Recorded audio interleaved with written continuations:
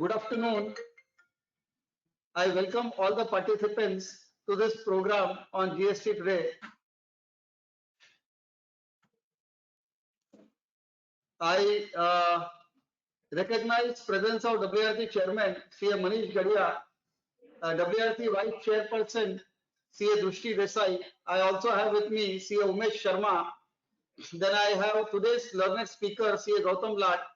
We have a coordinator CA Aditya Maheshwari, and we also have a coordinator colleague CA Ketan Sayya.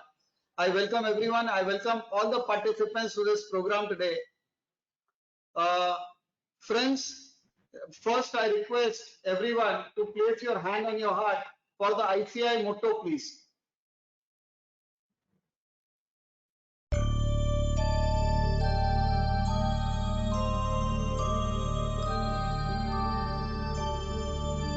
य एष सुप्तेषु जागृति य एष सुप्तेषु जागृति कामं कामं कामं कामपुरुषो पुरुषो निर्मिमाणः निर्मिमाणः तदेव शुक्रं तद्ब्रह्मा तद्ब्रह्मा तदेवामृतमुच्यते तस्मिन् लोकः शतः सर्वे तदूनात्यपि कश्चन एतद्द्वैत एतद्द्वैत एतद्द्वैत एतद्द्वैत एतद्द्वैत एतद्द्वैत.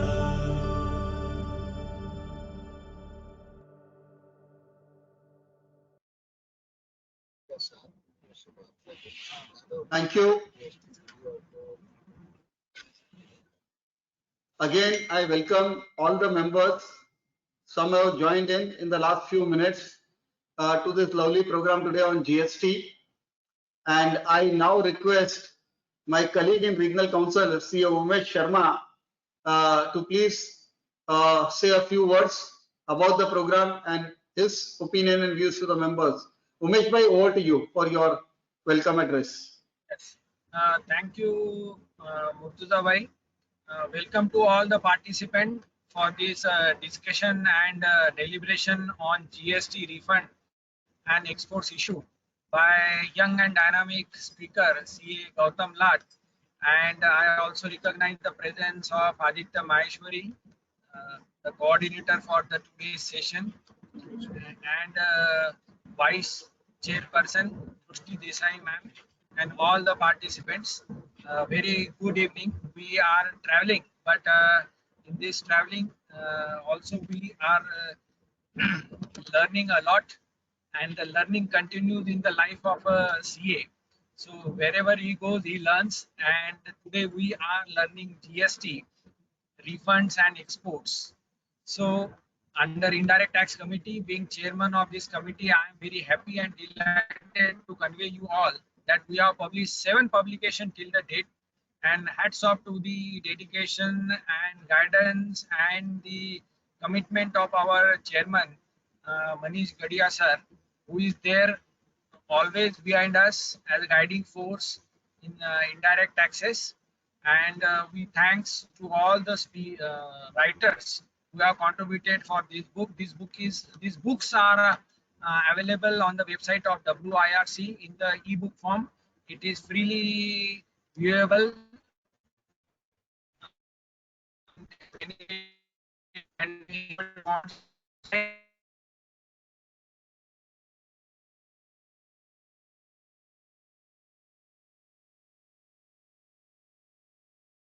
Umesh bhai, we can't hear you. Members can take benefit of that, and if anybody wants to buy, they can buy it online on the WIRC website. You can buy our committee.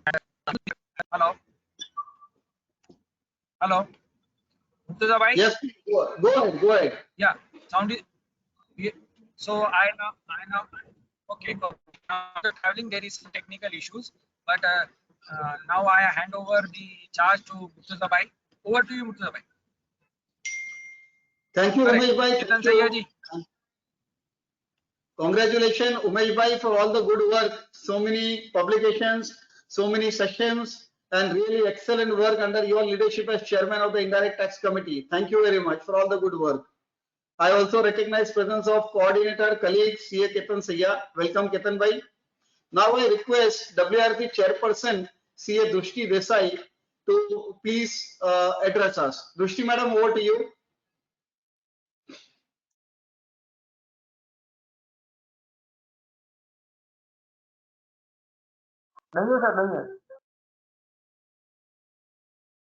Okay, so I think since Drushti is also traveling and like on the road, maybe she's facing network problem.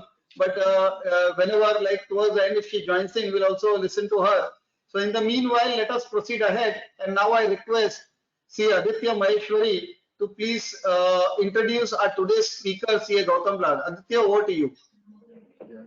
Thanks, CA Murtuza Kachwala, Regional Council Member, and WRC for giving me this opportunity to introduce young and dynamic CA Gautam Lad before the August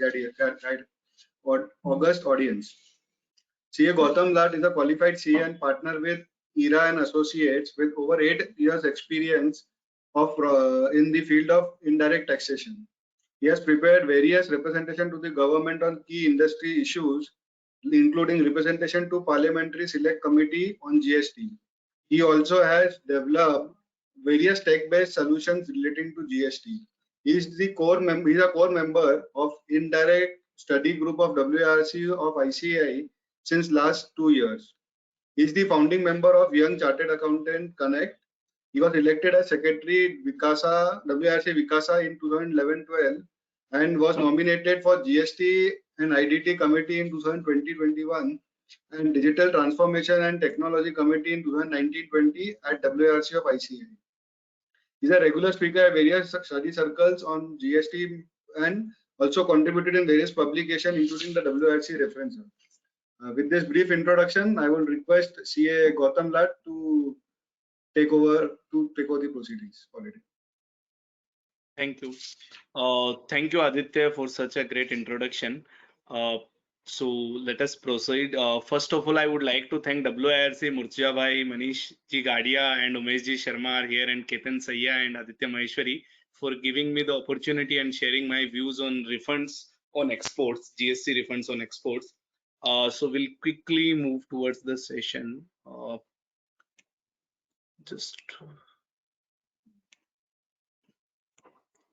Is presentation visible to everyone, Aditya?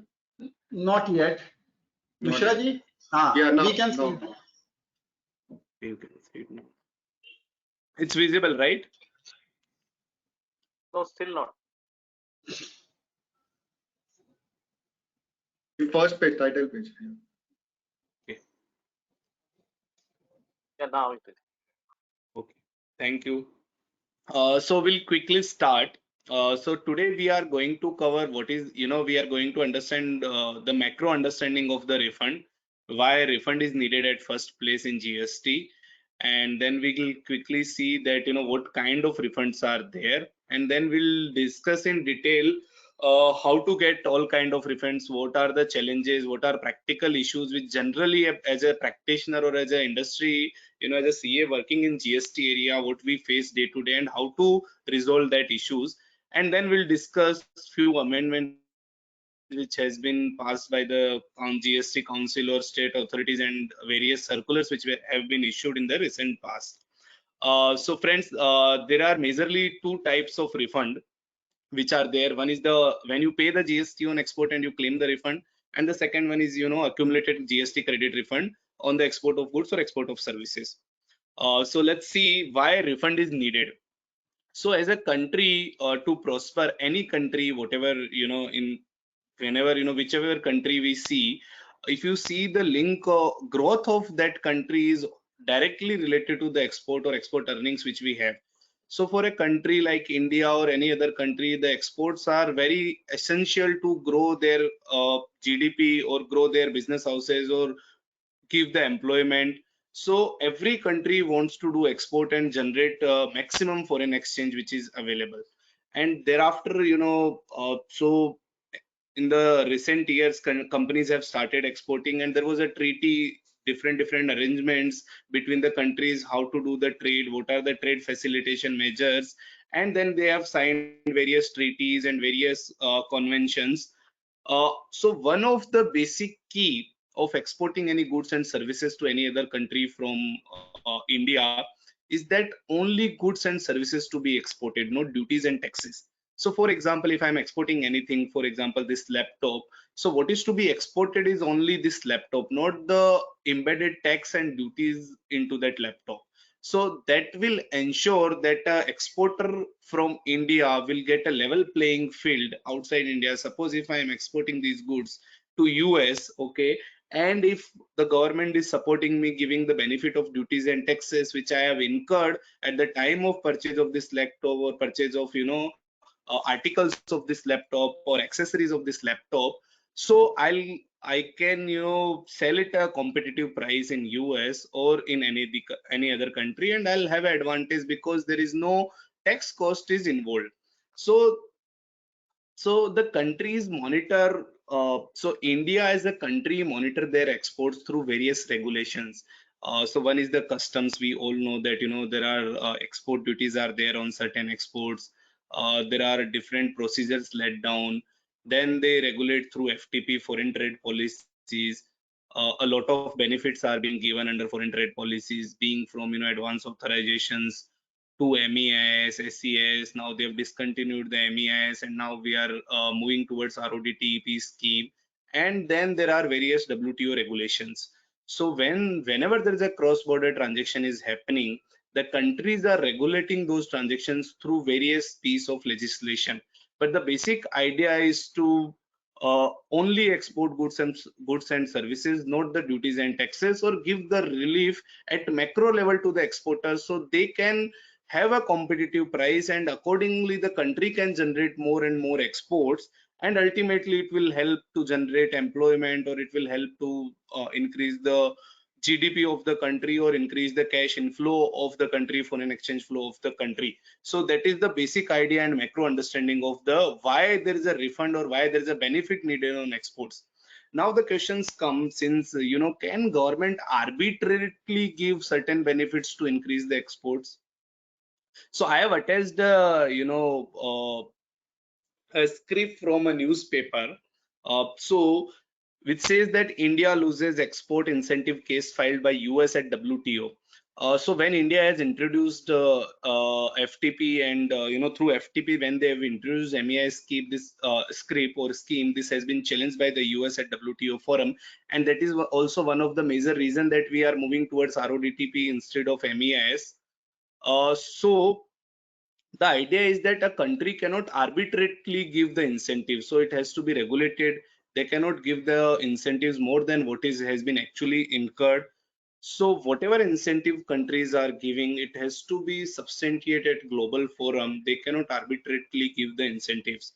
So this is the basic idea. So there is a pro to give incentives that it will increase the export. Simultaneously, I cannot give arbitrarily incentives to any exporter just because he is exporting my country, because other governments will take a objection, and it will be a detrimental to WTO guidelines, because then every country will start dumping their products by giving the benefits.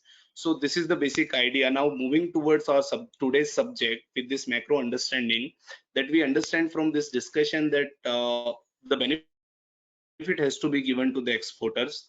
If I am incurring any GST cost, be it CGST, IGST, SGST on any product, that has to be given back to the exporter. Okay. Let us see how they are giving this back to the exporter. So in GST, this benefit is being given in the nature of refund. So section 54 governs the refunds. Okay. So there are different types of refund. One is without payment of taxes on export of goods and services, and with payment of taxes on export of goods and services. And then there are deemed export, SEZ, inverted duty structure refunds. So different kinds of refund are there. Today, what we are going to cover, we are going to discuss on the export of goods and services, whether it be with payment or without payment. So the mechanism to compensate the exporter for the duties or taxes or the GST which he has incurred for the manufacturing or purchasing of a particular product or services which he is going to export is called refund mechanism.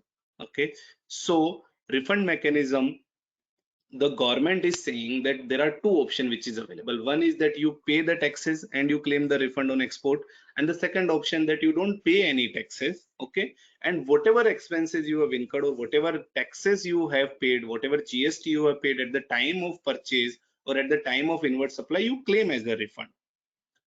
Now we move to the definition. Let us understand, technically what is the definition of refund which has been provided under the CGST Act. So the refund is an inclusive definition. It has been defined that refund includes refund of taxes paid on zero rated supply of goods or services. So friends, any taxes which have been paid on zero rated supply of goods and services, any tax which have been paid on input or input services used in making such zero rated supplies.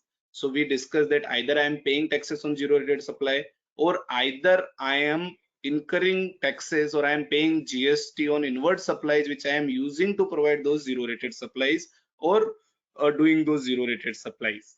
Okay, then refund of taxes on the supply of goods regarded as deemed export, refund of unutilized credit as provided under subsection 3 of 54.3, which is nothing but inverted duty structure where the rate of tax on output side is lower than the rate of taxes on inward side.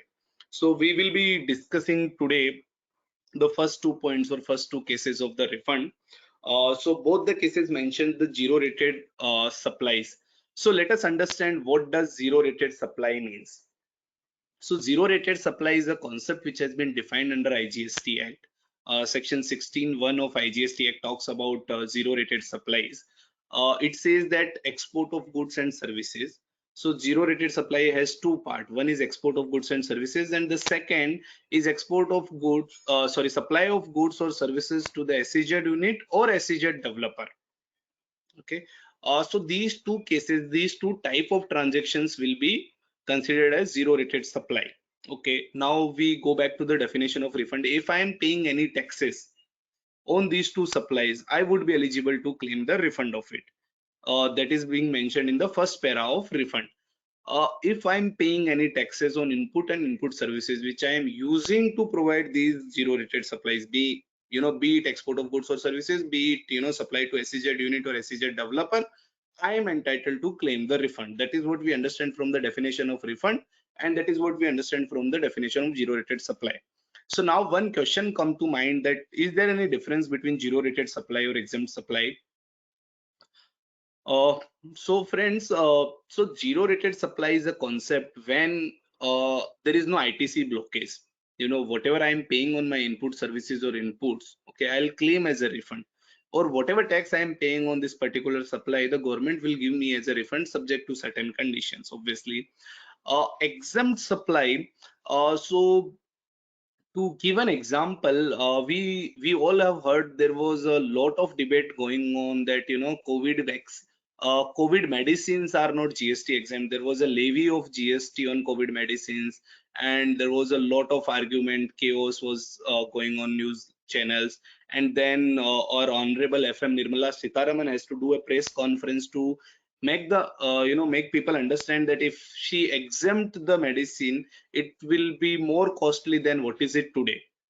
Okay, so the idea that why it is more costly is that if I make anything exempt, okay, so whatever taxes I have paid to manufacture that particular goods or to provide that to supply that particular supply or services, okay, the credit of those taxes is not available to me. So in zero rating, it is 100% creditable. Okay, there is no credit blockage. If there is a credit blockage, I'll get a refund. In exempt supply, there is a credit blockage. So that is the basic difference between zero rated supply versus exempt supply. Can a zero rated supply be treated as an exempt supply? The answer is no. Why would I treat a zero rated supply as an exempt supply? Because I have to lose out on my credit, because section 17 restricts that I cannot claim any credit when I am doing, when I am providing any exempt supplies. Can an exempt supply be treated as zero rated supply? Yes. exempt supply can also be treated as zero rated supply. So suppose if this laptop is exempt, but the screen and the keyboard are taxable. So if I'm selling in the domestic market, it will not entail any GST on the sale of laptop because it is exempt. Let's assume hypothetically that this is exempt. Okay, but the credit of screen which I have purchased, the credit of keyboard which I have purchased, it will become a cost to me and I would be able to claim the credit. However, if I'm exporting the very same product, okay, so whatever GST I have paid on the screen or on the keyboard, I can claim as a refund. Okay, so that's the basic difference between zero rated of supply and exempt supply. Then what is export? So we are going to discuss the first limb, that export of goods or services or both, zero rated supply. Then we have seen that export of goods will be treated as zero rated supply. Let's see what is the definition of export of goods. So export of goods is defined exactly same as it has been defined under customs law. Export of goods with its grammatical variations and cognate expressions means taking goods out of India to a place outside India. So export of goods means if I'm taking this laptop outside India, it will be treated as export of goods. That's the only condition which we have in export of goods. There is no condition relating to receiving convertible foreign exchange. There is no condition where the supplier is based out of, where the recipient is based out from. If I am sending a particular goods outside India, it will be treated as an export of goods. So then the question arises, if I am selling certain goods to a foreign party located outside India, okay, but however I am supplying those goods to Indian entity only, or a place within India, whether it will be treated as export? The answer is clear, that if I am not taking any goods outside India, it will not be treated as export of goods. Either outside India, there are certain exceptions of SEZ and everything. So friends, there is one issue, that sale of goods by duty-free shops. So we all see, at the airport exits, there are certain duty-free shops when, the passenger is going outside India and he is purchasing certain, goods from duty-free shops, whether it will be treated as export of goods. Because since the no goods are moving outside India, so there is one judgment of Kerala High Court CL where it has been decided that the sale receipt is deemed to be a shipping bill for the purpose of sale from duty-free shops, and it will be treated as export of goods. Now coming to the concept of export of services, so there are 5 conditions that to qualify as an export of services I have to fulfill as a service provider. One is that the supplier of service is located in India, the recipient of service is located outside India, the place of supply of service is outside India, and the payment of services has been received by the supplier of service in convertible foreign exchange or in INR as permitted by RBI. And the supplier of service and the recipient of service are not merely establishment of distinct person as per explanation 1 of section 8. So let us see where the INR is allowed. So a lot of questions comes practically to us that what if I receive in money in convertible foreign exchange, or what if I receive money in INR instead of convertible foreign exchange, whether it is allowed. Okay, so the answer is that we have to see whether that so RBI regulates the payment, the cross-border transactions, the payment flow of cross-border transactions. Okay, if RBI is permitting, okay, the to a particular person or to specified person to receive payment in INR, then it is permitted under GST also. So we have to refer the RBI circular. If in RBI master circular it is allowed, then it is allowed under GST law also. So what is allowed? So this is a so this amendment has a major effect on e-commerce. Okay, suppose if I have a payment gateway like Paywise, Paytm, any payment gateway, PayPal, if I'm using, which is based out from outside India. So let's assume Transwise is a payment gateway which is being used by people outside India. So if I'm receiving money in my bank account in INR, okay, however I am supplying goods or supplying services outside India, all the conditions are satisfied, whether I will be eligible to claim the refund.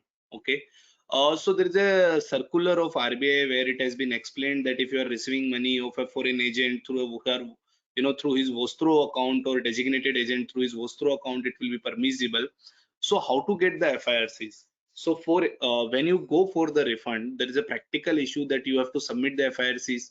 Okay, if you are receiving money in INR, how would you get the FIRCs? So for example, if I'm exporting from India, let us understand an example. There's a company A who's doing export through e-commerce portal or through any other portal or through his own website. Company A is exporting goods outside India. Okay, and in company A's bank account, they are receiving money in INR, not in convertible foreign exchange, whether it is allowed under GST law. So if it is through the Vostro account of authorized dealer, okay, then it is allowed. If RBI is, so we have to understand, friends, if RBI, if receipt of rupee or INR is permitted by RBI, then it is also permitted under GST. Okay, who will give the FIRC?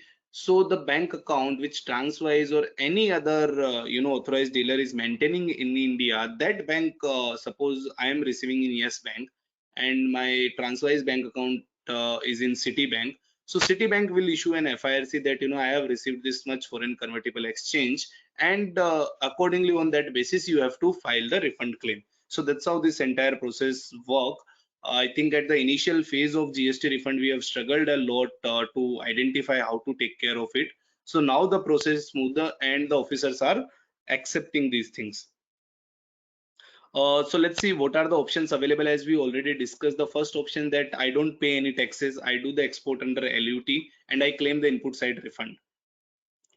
What is the drawback? Drawback is the law says only about the input and input services. It doesn't talk about capital goods. So whatever expenses you are doing, incurring, or whatever GST you are paying on capital goods, you are not eligible to claim the refund of it. Okay, when you are doing exports under LUT. Okay, it will remain in your credit ledger, which you can utilize whenever you have some domestic supply or anything. But on capital goods, it's a strict no. Now, what if I'm doing a capital expenditure? Let's assume I'm developing a software and I'm incurring a consultancy fees and I'm capitalizing this entire expense in my books of accounts. Okay, then through that software or through that technology, I am supplying certain services to a person located outside India. Whether I'll be eligible to claim the refund under LUT? Yes, you are, because what you are capitalizing is input services. Capital goods has been defined or restricted to only goods. Okay, so friends, please don't go on the nature of expenses, whether it has been capitalized in books of accounts or not. You have to see whether it is a capital goods as per the definition of GST or not. And capital goods strictly means goods which are in capital in nature, which has been capitalized under books of accounts. So if any service which has been capitalized in books of accounts, you are still eligible to claim the refund. The second option is that I pay the taxes on supply of service. So suppose if I'm supplying certain services to a client located outside India, I pay the taxes on that particular invoice and then I claim the refund, which is we commonly use that with payment of tax, with payment of IGST. So these are quickly refund types which we have discussed. Refund of unutilized input tax credit on account of export of goods or services without payment of tax. A single application is being filed for the same, and registered export of such of goods and services is eligible to file the refund application. Refund of taxes paid on export of services with payment of tax. Exporter of such service can file such refund claim, and the refunds are governed under section 54(1). Refund of taxes paid on export of goods with payment of tax. Again, exporter of such goods can file the refund claim, and the refunds are governed under section 54(1), though it is an automated route. So let us see in detail what are the challenges and how to go about the refund. So refund we have already discussed. So refund is only for the taxes and interest or any other amount paid. So this is the definition of refund as per section 54(1). Application has to be made within expiry of 2 years from the relevant date. So this is the outer line. Okay, from the relevant date you have to file a refund application within 2 years. If you don't file within 2 years, then the refund will become time barred and you might not be able to claim the refund. Okay, this is on the time limit. Then who can file what kind of refund? Okay, so the rule says, the section says that the refund of unutilized ITC, sometimes we receive queries from our clients saying that I have ITC balance of 10 lakh rupees, can I claim a refund? Okay, so if they are not into export, Okay, and if they are not into inverted duty structure, they cannot claim the refund. So the answer is no. Why? Where it is written? So section 53 talks about that refund of unutilized ITC is only available in two scenario. One is when he is making zero rated supply under LUT, and the second when he is making inverted duty structure. So suppose as a company, if I am incurring losses or due to any other reason, if I am having closing balance of GST, or I am having credit ledger balance, I cannot straight away go to the government and seek for the refund. Either I has to be, either I am supplying for, I am doing zero rated supplies, or I am into inverted duty structure supplies. Then only in those two scenario only I can go and claim the refund of unutilized ITC. Is there any restriction? Can anybody go and file for the refund claim? Is there any restriction? Yes. There are certain restrictions that who cannot go and file the refund for unutilized ITC. One is that if I have exported certain goods and goods exported out of India are subject to export duty. There are certain goods in customs which are liable to export duty. If I am exporting those goods, I am not eligible to claim the refund.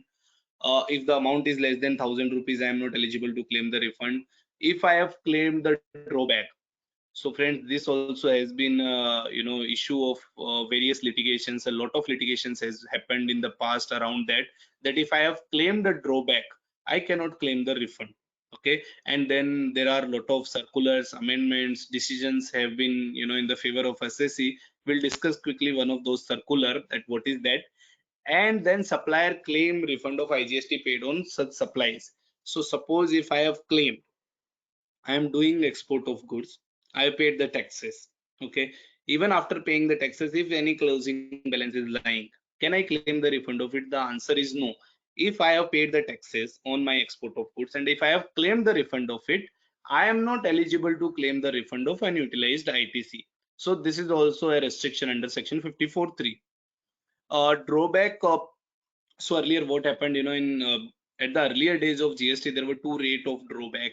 The people have claimed higher rate of drawback. Then the government said that whoever has claimed the higher rate of drawback is not eligible to claim the refund application. Then few people have approached the court, and then the decision has came that if I am giving back my drawback amount, then I am eligible to claim the refund.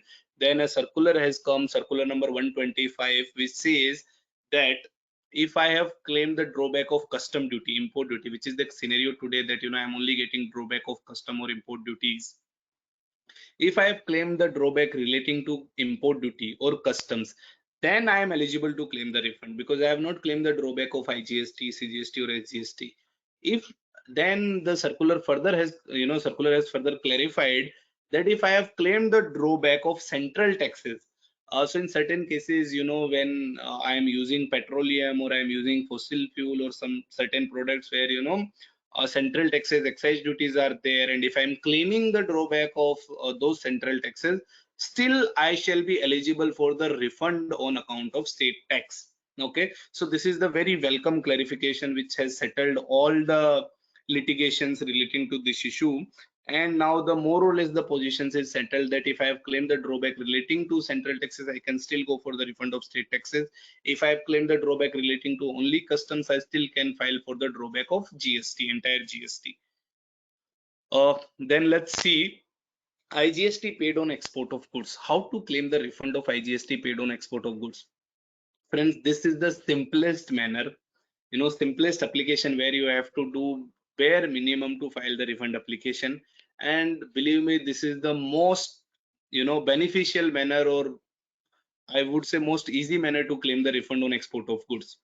Okay, when I am paying IGST on export of goods, okay, it is an automated route. You don't have to file a refund application manually or online. Okay, you don't have to approach an authority to give the refund. The refund will automatically get credited within 15 to 30 days from the date of filing of the GSTR1, okay, or GSTR3B. So this is the very good mechanism. Now in the recent amendment, they have restricted this mechanism to certain products. How the list has not been notified yet.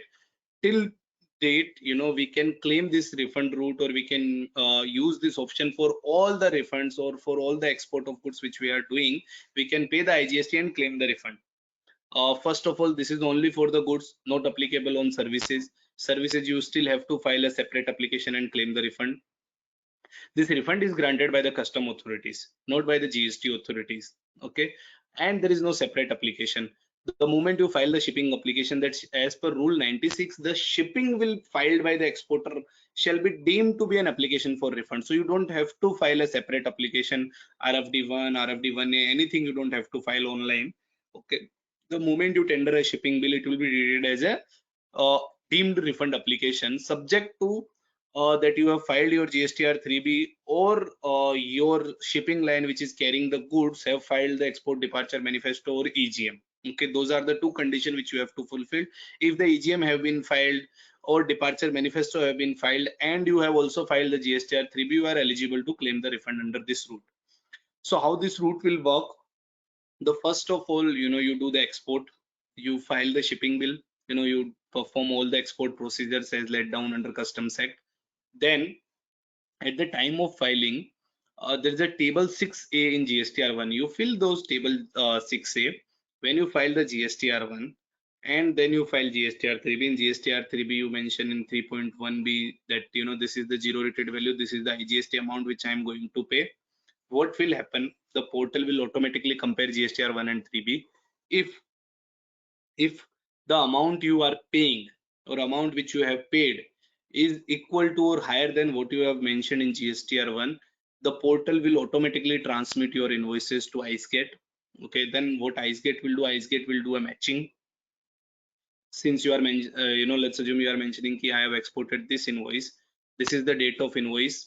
Okay, this is the date of invoice, and this is shipping bill number, this is the date of shipping bill, and this is the amount. So what IceGate will do? IceGate will match it with the details available, because IceGate is a custom authority. IceGate has been developed by the custom. So GSTIN pay, as soon as you put the details, it will automatically get transmitted to IceGate. What IceGate will do? It will import the data from shipping bill. Okay, and then it will compare it with your invoice detail. If the details matches, okay, then it will automatically generate the scroll generate is nothing but writing a check in the language of government, and then they'll send it to PFMS is nothing but a public finance management system through which all the refunds are getting all the refunds or all the payment of central government or state government are getting processed. So PFMS is a portal through which payments of any payment of government are getting processed. So they'll say to the PFMS ki boss aap isko you pay the payment and we have already verified everything, and you'll automatically get the refund. Friends, this entire process, okay, whatever I have mentioned, will take place within 15 days or maximum 20 days from the date of filing of GSTR 3B. So this process is happening. You don't have to approach any authority, you don't have to do any favors, you don't have to file any applications. It will automatically get credited to your client account. What are the key challenges? So friends, when you are filing GSTR1, please be careful. If you are having any client, or if you are working in industry who are into export of goods, please be careful at the time of filing these details. Okay, you have to be really careful that your invoice number is matching with whatever you have mentioned in shipping bill. Otherwise there'll be a SB005 error. The port code you have to mention correctly, because this is the port code. So custom doesn't understand any other language. Customs, what IceGate will do, they'll collect the data on the basis of port code. So when you mention the port code, you have to be really careful. Whatever is mentioned in shipping bill, you have to mention the exact details over here: shipping bill number, shipping bill date, amount, and everything. So let's assume practically this is the table which you have filled in GSTR1. This is the exact extract of GSTR1. Okay, then let's see what happens, that how to check the shipping bill detail. Either you can ask the client to give a soft copy of shipping bill, or you can check from IceGate portal.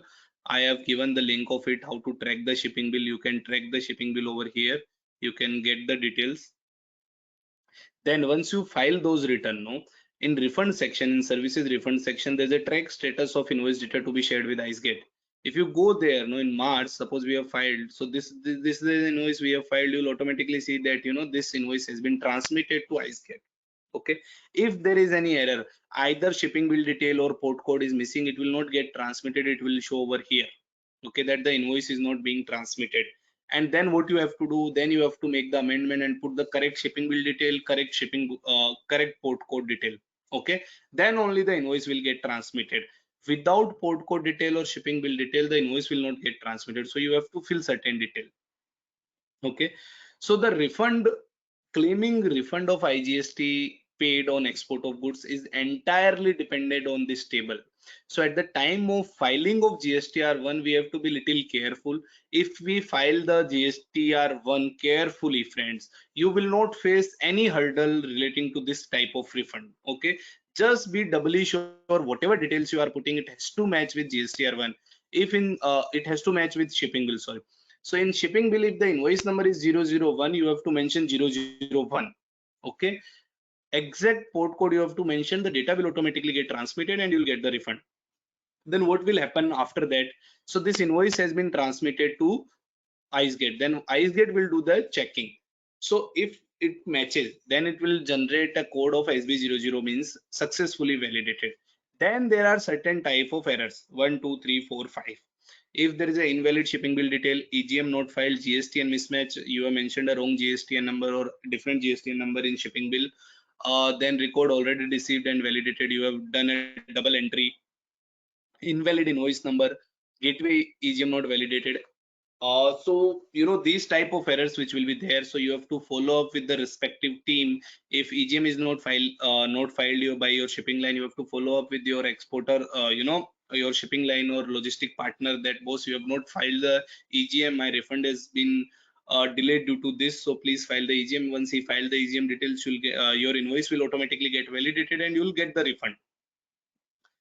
This error SB005, this is the most most common error which all of us are making, friends. So when I say that we have to be careful at the time of filing GSTR1, what we have done, that the client is mentioning a different different invoice number in shipping bill, we are mentioning a different different invoice number in GSTR1. When both of are not matching, the refund gets stuck. Hundreds of crores of refunds are stuck due to this single error, that we are not, as a consultant, either we or the client is not filing GSTR1 properly. The only mistake he is making is he is not mentioning invoice number properly in GSTR1. Can you imagine a scenario that hundreds of crores of refund is stuck due to wrong mentioning of invoice number in a GSTR1, table 6A of GSTR1. So there was a deadline that they have extended till 31st March 18, then they have extended till December, then they have extended again 19, and then they have extended till March 21. Finally, the government has realized that we are, as a human tendency, we'll keep doing errors. So now they have said that boss, we'll open a permanent, window for you if this type of error is happening.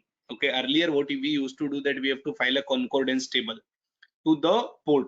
Okay, when you file the concordance table to the port officer will match and he'll issue the refund to you. Now the government is saying, boss, so many requests are coming, every day we are processing thousands of requests, so we'll charge you for that. Okay, so now they'll still do it, so you have to pay 1,000 rupees. So that's how, so suppose one of my client has stuck due to this SB005 error at Nhava Sheva, so we have paid 1,000 rupees. That's how they'll generate the challan, and then they'll do the manual matching, and then they'll process the refund claim. So this is one common error which we have to take care. Then post that the scroll will get generated, you can just put your details over here. This is also again IceGate website. You can just put the details over here, and you can check the status of your refund claim. That's how your status will be reflected, that scroll has been generated, whether PFMS has accepted it or not, whether PAO are you issuing, are you facing any kind of issues. So you can track the refund live from here. So first step is filing GSTR1, then checking whether the invoices are being invoices have been transmitted to IceGate or not. Then once the invoices are transmitted to IceGate, if there are any errors, so these errors you'll get to know when you log in at IceGate portal. If there are any errors, to resolve those errors, if it is SB005, pay 1,000 rupees and give the concordance table, or if it is due to EGM, follow up with the your shipping line. Once these errors get resolved, automatically a scroll being generated, you can track the scroll over here. Once scroll is being generated, you can log into, I have again given the link over here, you can go to the PFMS site, so Public Finance Management System. You can put on your bank detail and accordingly you will get the UTR number and everything. So you can, at every step, you can track what is happening with your refund claim. It is so transparent, friends. Matlab, this is one of the best process under the GST for the refund with payment of IGST. It's so transparent. At every stage you'll get to know where is your refund and why it has been stuck and at what time, and within what time limit you can expect the refund claim. So this is about IGST paid with payment of IGST exports, where you are claiming the refund on export of goods. Now we'll see key challenges around that. So this is the one major challenges which has happened is that instead of filing in GSTR 3B in 3.1B, so when we file GSTR 3B, there are two columns. One is that GST outward supply, and the second is zero rated supply. So what happened in initial phase is what people have done, they have filed the export detail in 3.1A instead of filing under zero rated supply. So when portal doesn't know कि भैया आपने इसकी जगह instead of 3.1B you filed in 3.1A. So what the portal is doing, when he started matching, okay, he found that you have shown that on export you have paid the taxes, but in 3B it is missing, so they have not transmitted the invoices. Okay, but the tax have been paid in 3.1A. So there was a circular which has been issued, a very recent circular, that the portal will, so in customs they have issued an earlier circular into 2020 that the portal will match cumulatively. Okay, so what he'll do, he'll take that entire liability from GSTR1 and he'll take that total liability of GSTR3B, he'll match cumulatively. If he is satisfied, he'll transmit the invoices. So what you have to do, you have to give a CA certificate that whatever payment has been reflected in GSTR1, I have paid the same. Post refund there can be audit which can happen until 31st March 21. Friends, if you are facing any kind of issues, please take the advantage of this facility. I think this is live till 30th November, 31st October. After that, I think this facility will also go. So as I said that drawback related things have been challenged in various high court. The one famous case is Amit Cotton Industries, where in Gujarat High Court, Amit Cotton Industries has approached the High Court that I have paid the higher drawback, but I am ready to refund the amount, and my IGST refund should not be held because of one circular, and the High Court has ruled in favor of the assessee. So this we have already discussed. This is again one of the common errors. So friends, sometimes at the time of compliances we don't realize that what to do and what not to do in GST. Friends, please remember that the GST assessment and GST audit will happen after 4 years or 3 years down the line. Okay, if you made a simple mistake, a single mistake, okay, you might be you might end up paying heavy use penalties and interest amount. Okay, so how to take care of it? So one common error which has happened, this is again a very I would say very hot issue. At least 50 writ petitions have been filed around this issue. Very small ignorance of law. So there is a rule 9610 which restrict that which kind of people cannot do export with payment of IGST and claim the refund. Okay, the option is not open to everyone. So there are 4 type of people who are not allowed to do export with payment of IGST and claim the refund.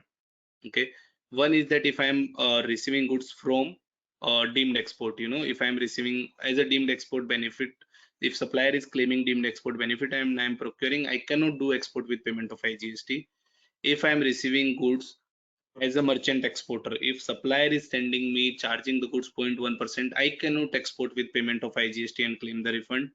If I am claiming the benefit of 78, 79, 78 is EOU importing goods without payment of IGST, and 79 that if I am importing any goods without payment of IGST under advance authorization. So if I am claiming benefit of these 4 notifications, either my supplier are claiming benefit of those 2 notifications or I am claiming benefit, I cannot do export with payment of IGST and claim the refund. People have done. The large corporates have done this mistake, and a lot of notices from DRI has been issued. I'll just, this is one of the notice which one of our client have received. This is a live notice which extract of which I have attached for your reference. So friends, whenever you are opting for this option, please ask the client or please reassess whether client is claiming benefit of these four notifications. Either he is applied for the advance authorization, or he is supplying as a merchant exporter, or he has received goods from under deemed export category, or he is an EOU or as an AUU, whether he is paying the taxes and claiming the refund. So any of any of one condition, you are not eligible to claim the refund. Okay, a lot of issues, a lot of notices have been issued. Very small mistake, otherwise also you would have claimed, without payment. You can easily choose the option. You could have easily chosen the option of not paying the taxes and claim the refund of unutilized ITC.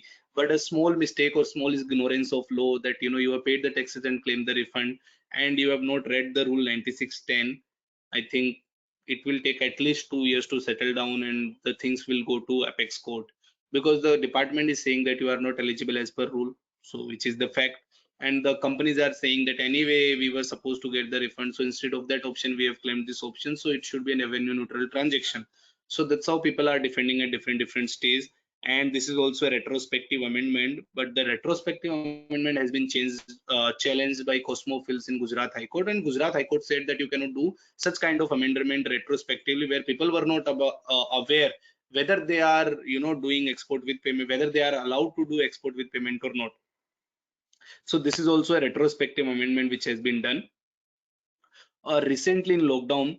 So friends, in lockdown last 2 years, okay, the refund law have evolved a lot. You'll see a lot of notifications, circulars have been issued during lockdown period. One of the very good notification relating to 9610, it has been clarified that if I have claimed the benefit of basic custom duty, not the IGST or CGST, SGST, I'm still eligible to claim the refund with payment of GST. 9610 will not be applicable if I have only availed the benefit of basic custom duty. So this is about the 9610. So friends, be careful when you choose the option for your clients or your organization, whether to opt for with payment of tax, or whether to opt for without payment of tax.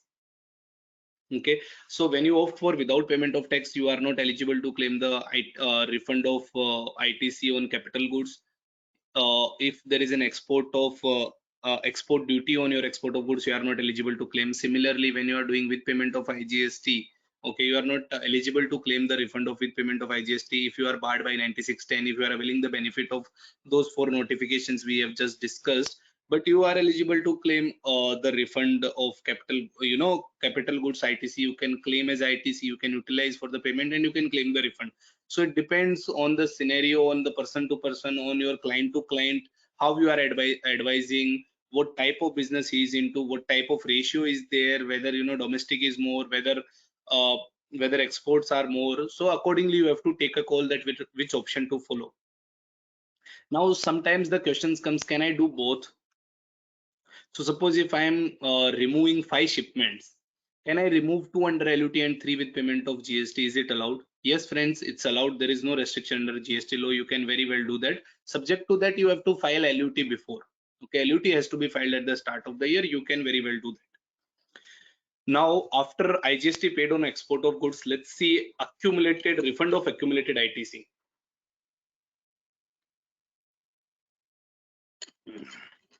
So first of all, first drawback of this process is that there is no automated refund.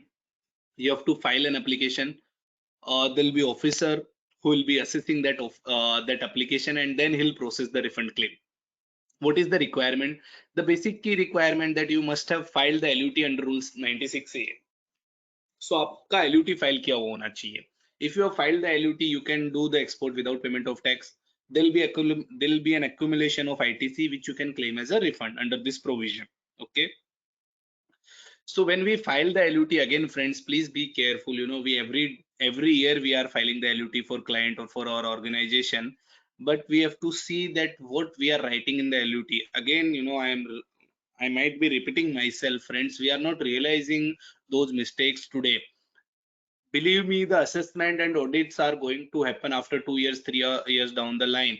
And if any mistake is being pointed out from the 17, 18, 18, 19, we are in no position to pay the penalties and interest, because there'll be huge penalties and interest if we are making any kind of small mistakes. So what we are writing in LUT, please understand. So so there are two conditions which we are giving as an undertaking. One is that whatever invoices if I am raising, okay, I'll do the export within 3 months. So as per section 31, the time limit to issue invoice is on or before removal of goods. That is the timeline when we should issue the invoice for supply of goods. Okay. What is the outer timeline? Suppose if I have issued an invoice in 1st of July 21, is there any rule for export of goods which is compelling me to do the exports within certain period? Yes, there is. And we are the rule is 96A, and we are every year we are writing to the government ki will do within 3 months. It is written under LUT that I'll do the export within 3 months from the date of issuance of invoice. What about services? Services, I am giving an undertaking that I'll receive the payment of services, okay, within 1 year from the date of issuance of invoice.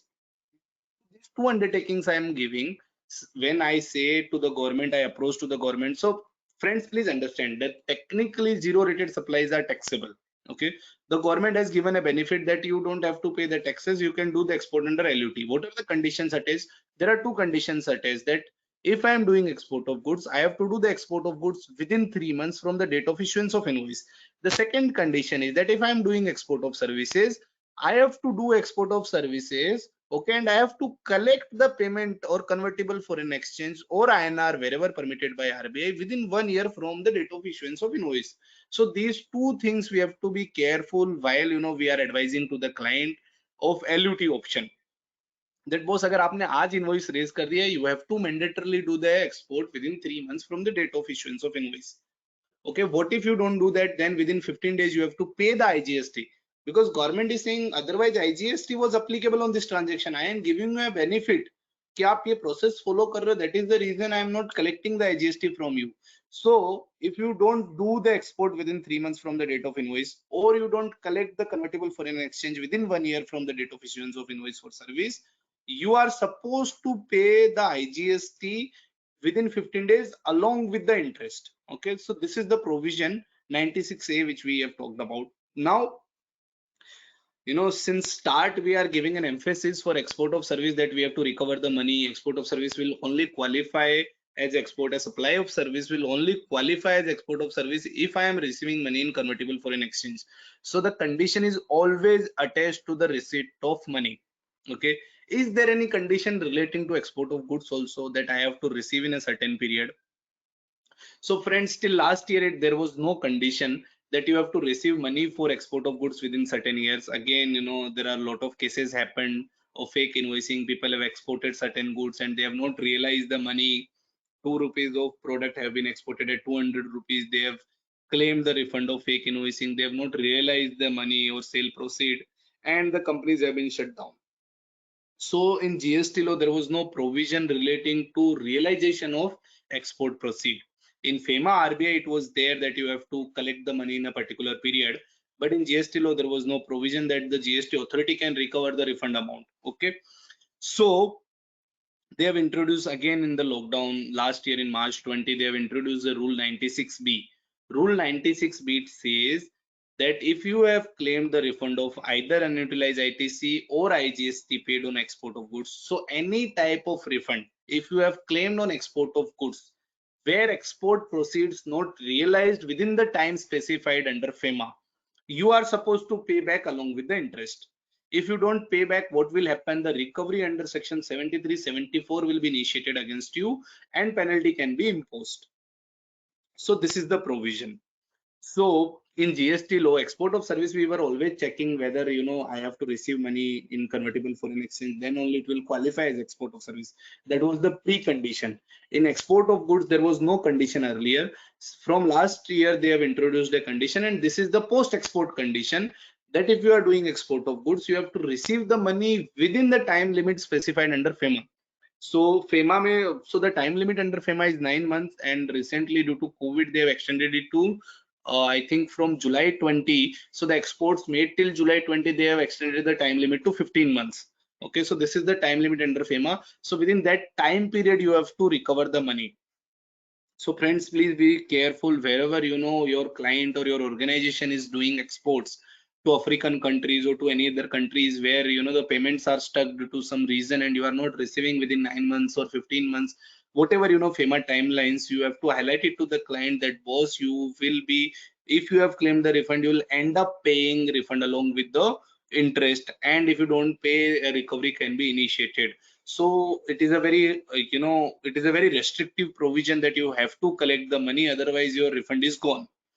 So you have to take a calculated call whether you should go for this refund or not. Okay, and whether you are supposed to receive the money or not. So that's how you take the call. There are certain cases where RBI himself allows the write-off. So in certain cases, RBI understand that this money is gone and the exporter has done in good faith, but he is not able to recover it fully. Okay, then what will happen? So wherever RBI is allowing you write-off, then your refund is intact. There is no impact on your refund. You can still claim the refund on export of goods, and it will not be recoverable from you because of non-receipt of sale proceed, because RBI has allowed you to do the write-off. What if I have received, suppose I have not received within 9 months and I have received after 2 years, can I claim back the refund? Yes, you can claim back the refund, whether it will be time barred. So that has to be, this question has to see the court of law. Still, it has not been decided. But to my mind, it should not be time barred, because your right to claim refund arises only when you receive the convertible foreign exchange or sale proceed from the foreign party. So this is one. This rule also has been challenged under Bhavani Textile versus Union of India in Gujarat High Court. So we are yet to await the decision, but this rule has been challenged in High Court. So we'll see if any modifications or anything has been suggested by the High Court. Then, so we have discussed that, who can claim the refund under accumulated ITC, what are the conditions to claim, what undertaking we are giving under LUT, and what are the repercussion of it not compiling with the conditions. Again, one of the major lockdown amendment of 89(4), how to compute the refund amount. Okay, so the computation is very simple, that net ITC. So the concept of relevant period is there. Relevant period is the period for which you are filing the refund claim. Okay, so let's assume if you are filing the refund claim for the month of July 21. Okay, so how do you compute the refund amount? The refund amount has to be computed. You have to take the net ITC which you have availed in the month of July 21. So net ITC multiplied by zero rated supply divided by total turnover. Very simple formula. Okay, what do you mean by refund amount? Refund amount means this is the maximum admissible amount which is you are eligible to claim the refund. Net ITC is also defined input ITC available on input and input services. Again, capital goods is not covered over here. Okay, so there is a restriction in capital goods when you are claiming refund of accumulated ITC. Then on amendment, due to again certain few creatures who have done export of 2 rupees at 200 rupees and have not realized sale proceed, again government has done one amendment that your value of goods, export value, cannot be more than 1.5 times what you are supplying at domestic. So suppose, again continuing our example of laptop, if I'm supplying this laptop at 50,000 to my domestic market, okay, and if I'm selling it at 1 lakh rupees, okay, my refund computation or the export value or value of zero rated supply for the purpose of refund computation will be restricted to 1.5 times of my domestic price, that is 75,000.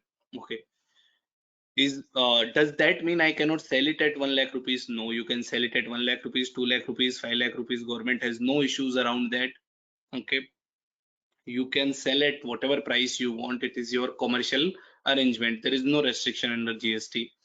So this pricing 1.5 times will be considered only for the limited purpose of computation of refund amount under 89(4) or under refund of accumulated ITC option.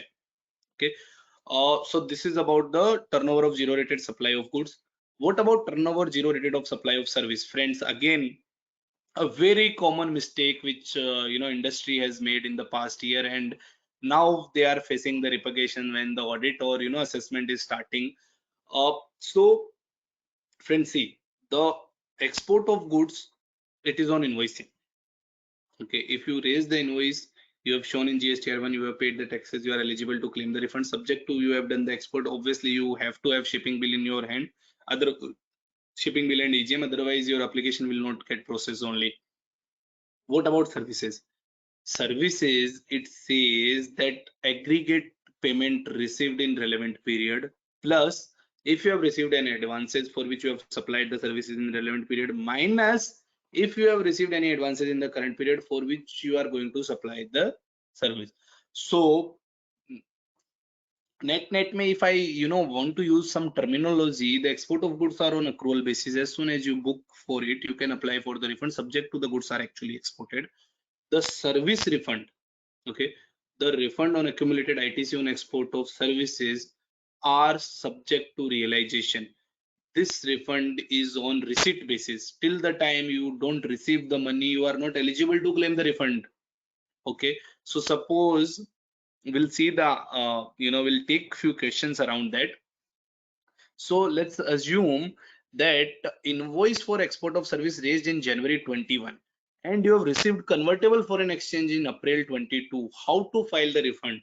In which period you will file the refund claim? Let's assume you are filing quarterly refund. Whether your refund will go to Jan to March or it will go to April to June quarter. So the answer is that it will go to April to June quarter. You are not supposed to file under January period or Jan to March quarter. The refund of accumulated ITC on export of services is on receipt basis. Till the time you don't receive the money, you are not eligible to claim the refund. It is strictly mentioned over here. So again, we are seeing a lot of notices have been issued under, whenever the department has started doing audit. So whenever department will start the assessment, we are going to face such issues. So friends, it's these are very small things which we have to take care when we are advising to the client on the GST refund scenario or on the export scenario. So very small, only calculation mechanism. But if you have claimed in January, what the department will say, so we know our GST department, he'll say you have claimed the wrong refund. Okay boss, I have claimed the wrong refund. You pay along with the interest and penalty. Okay, then if they realize their mistake, they have time till 4 years, 5 years, right? So let's assume this mistake have been identified in April 23 or I'll say April 25. Okay, they have the time limit because their time computation will start from the filing of the annual return. They have 4 years. They'll say, obviously they'll say that this is the suppression of fact, they'll have 3 years. So the idea is that they can point it out in April 25. Okay, now we will say, okay boss, I have filed the wrong refund application. Okay, I am supposed to pay. So can I pay the interest of 3 months? I doubt whether they'll agree. So there can be a scenario, they can dispute the entire refund claim. They'll say that boss, first whatever you have claimed in January, you pay back to me, and April it is time barred, so you are not eligible. Then in what's that scenario, what will you do? I'm sure at high court level we might get certain relief that it's a revenue neutral transaction and the provision cannot be so harsh on exporters. But I am just giving you certain questions or certain food for thought that such kind of scenarios happen if we miss out on these small things or these small provisions. Okay, so whenever you are applying next, friends, please be careful. If you are doing for export of services, please read this formula and apply this formula on receipt basis, or see this formula and accordingly compute the refund amount. If you are doing export of goods on, then you can do, then you have to see 1.5 times whether you are fitting into 1.5 times. So now they have started pointing out that give us the proof of whether it is limited to 1.5 times. Even if they don't give the proof, tomorrow they don't have to say anything. They just have to say, boss, you have claimed the erroneous refund and pay the interest and penalty. Then where will I go and where will we go, right? So at the time of filing of the refund claim, we have to be very careful, because once the case of erroneous refund claim has been made, we have no option. We have to pay along with the heavy interest, right? So we have to be very careful. Now the questions come that 1.5 times I have to see the co-op product retrospective, or how it will work in a 100% export scenario where I don't have a comparable at all. So first of all, 1.5 times has to be seen at a core product. If I am exporting mobile and laptop, I cannot average both and see 1.5 times. Obviously, I have to see the laptop separately and I have to see for mobile separately. Okay, this is on the 1.5 times. Whether it is a retrospective amendment, no, it will be effective from 23rd March 20 only. It is not a retrospective amendment. For the refund claim which has been filed for the earlier period, the department cannot push you to give the undertaking or compute the refund in this mechanism. Okay, what if I am doing 100% export? So this is very tough question, you know, where there is no comparable available. I am exporting this laptop and there is a particular type of processor and something which has not been exported by anyone in India and which has not been supplied by anyone in India. So if there is a supplier who is, so there can be two scenarios. If this laptop I am exporting, similar type of laptop is being supplied domestically by the similarly placed supplier, then I can have a comparable. If there is no comparable available, then what I am supposed to do? Okay, so friends, you know, it's also, so there is no clarity as such. What we are doing, I can tell you. So in certain cases where there were certain agri commodities which we are exporting and there is no domestic market to it, what we have done, we have taken the rates from for an MCX and all, you know, exchanges. In certain products where, you know, there is similar products are there, but there is no reliability of rate, we have, you know, taken the screenshot of India Mart and we have submitted with the officers. So such kind of means we are giving. Can I give a certificate as a chartered accountant that this product is 1.5 times? Okay, you know, certain officers are asking. This is very important question, my friends. Can, as a chartered accountant, I give a certificate that this laptop is only 1.5 times of domestically supplied? I think we should avoid this type of certification. There is no, so first of all, there is no requirement under law to give such kind of certificate. Second, I am not technically competent to assess whether this laptop, the client who has supplied domestically is also supplying the same laptop outside India. So the idea is that even if there is a certificate needed, it has to be given by the management. Okay, as a chartered accountant, I should not be giving such kind of certificate. That is, you know, my personal opinion. The second is, what if, you know, officer is pushing for a CA certificate, what kind of take care we should take, you know, to safeguard ourselves? So I would suggest, friends, one, that, you know, you should have a technical expert certificate mentioning that the both the product are same, which is being, you know, which is being supplied in India and outside India. Both the product are same, and the MRL management representation saying that the product are same, the pricing is the same, and I have supplied domestically the same, and you should take certain invoices for your safeguard. So that's how you can safeguard yourself.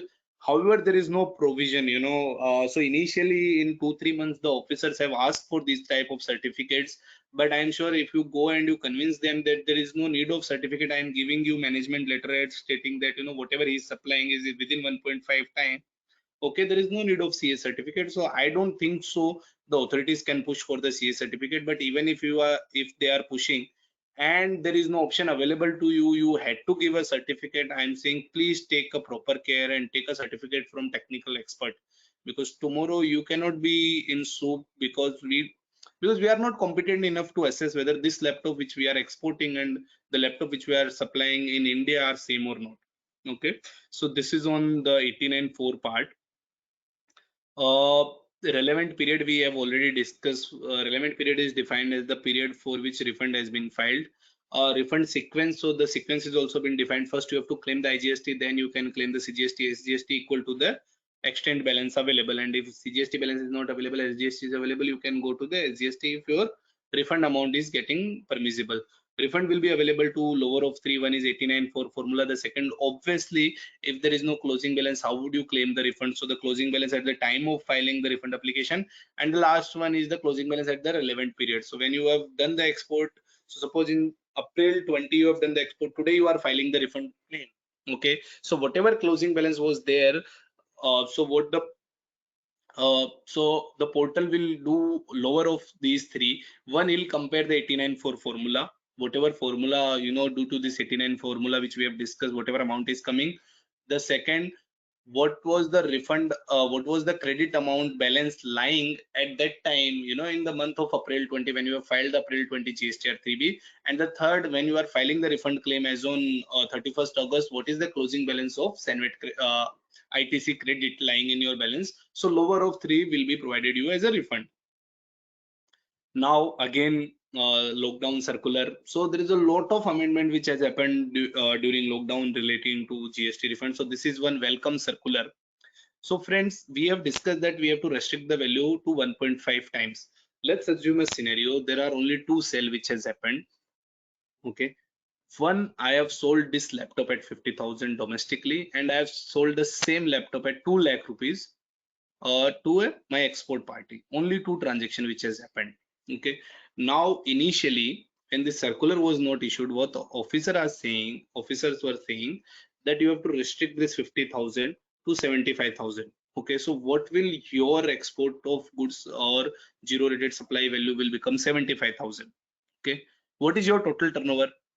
So ideally your total turnover then should be 50 plus 75, 1.25.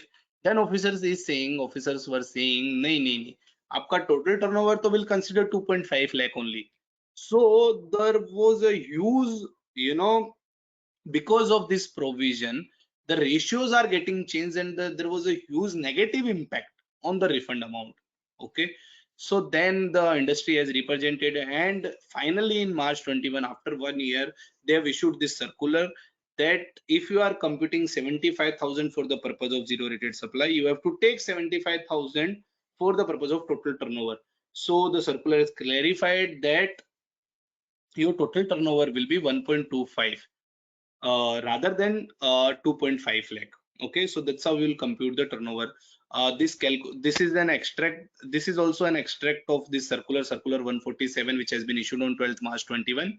What we are doing in our refund application, we are putting this table. Okay, we are creating this table for all the client, and we are putting it there. So at least no case of suppression can be made in the future, and the officers are agreeing on the basis of this table. They are not seeking for the CA certificates. Then there was another anomaly relating to deficiency memo. So friends, let's assume a scenario. If I am filing a refund application for the period of September 19, okay, September 19, I can file till September 21. Let's assume I am filing on 25th of September 21. Okay, I have filed the application. The officer is sitting on the application. Okay, on 10th of October, he issued a deficiency memo ki boss, your refund application is not proper. Okay, once 10th of October is there, I cannot file the refund application for September 19, right? Because 2 years are over from the relevant date. Then when I file on 10th of October or 11th of October, then the authorities are saying that your application is time barred.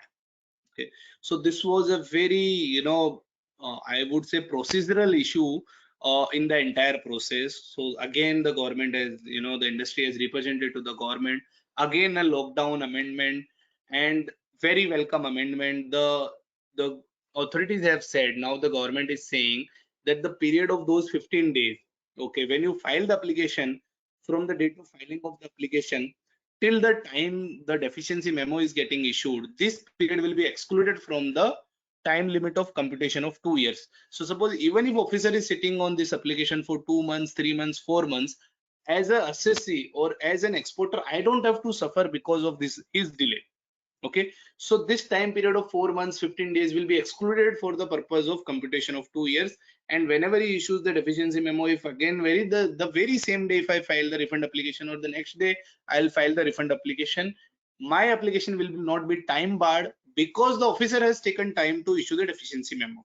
Okay, again, you know, notification by 15/21, they have made the amendment on 18th May 21, and this is effective. Okay, so this is also one of the welcome amendment which has happened in the lockdown. Let's quickly see what is the process of refund of accumulated ITC. The process is that first I have to file the application. Okay, with payment you have to file the shipping bill, and GSTR1 automatically it will get processed. Here you have to file a application. If the documents are not proper, the officer can issue the deficiency memo. Again, you have to file the fresh application. Okay, you have the right to right to file a fresh application. If the documents are proper, the application can be acknowledged by the officer and RFD2 can be issued. Okay, if he doesn't acknowledge within 15 days, recently Delhi High Court has said that, you know, after 15 days he has no right to issue the deficiency memo, and the application will deem to be proper application as per GST law. Okay, after that there's a process that, you know, within 60 days, so within 60 days he has to give the 90% refund. Within 15 days he can issue the 90% refund, he can issue the RFD4. Okay, and he can issue the refund amount. Okay, so this will be the provisional refund. If he has any kind of query, he can issue RFD08, which is a show cause notice. I can reply to RFD09. If he's satisfied, then it's okay. If he's not satisfied, then he can issue the RFD06, which is the rejection order. Okay, if he issues the rejection order, then what option I have as an SST or as an exporter? So if he has issued the RFD06, I can file an appeal and I can get the, you know, I can represent my case before Commissioner Appeal. It is going very smooth, friends. We are getting early hearing. You can represent there, they'll issue a favorable order, and again you can file the refund claim. Okay. What if he is satisfied? If he is satisfied, he can issue the RFD6, which is the refund sanction order. Okay, if there is no pending liability for the existing law or for the GST law, he can issue the RFD5, which is nothing but a payment advice. If there is a liability, he can adjust the refund amount and he can issue the RFD7. So this is the entire refund process in one slide. Okay. Now, what kind of documentation is required? So there is one circular 125, which has been issued, and a document list has been given that what kind of document is required. So refund of unutilized ITC on account of export without payment of tax, be it, you know, goods or services. So declaration under second and third provision, which is that, you know, there is no export duty applicable. I have not claimed any duty drawback. Section 16 2C 42 matching mismatching wala declaration. Statement 3 is a statement where you give the details of shipping bill, your invoices, shipping bill, EGM number, and all those details. Statement 3A is the same for services, where you give the BIRC copy, FIRC copy.